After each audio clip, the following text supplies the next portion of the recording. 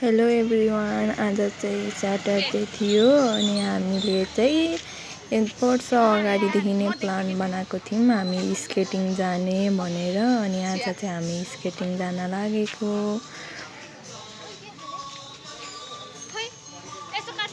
अनि हाम्रो चाहिँ फर्स्ट टाइम थियो स्केटिङ गएको, त्यही भएर हामीलाई चाहिँ खेल्नै नआएर लडेको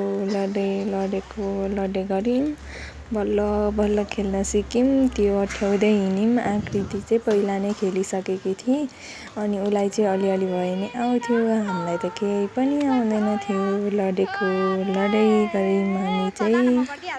त्यसपछि हामी चाहिँ त्यहाँबाट निस्क्यौँ अनि दहीपुरी खायौँ अनि मोमो खायौँ। अनि हाम्रो चाहिँ स्कुलमा टेलर पनि थियो, त्यही भएर हामी चाहिँ स्कुलमा टेलर गयौँ।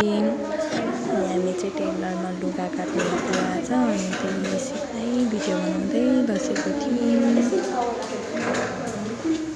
अनि आज चाहिँ हामीले धेरै रमाइलो गऱ्यौँ। Okay, thank you, by by.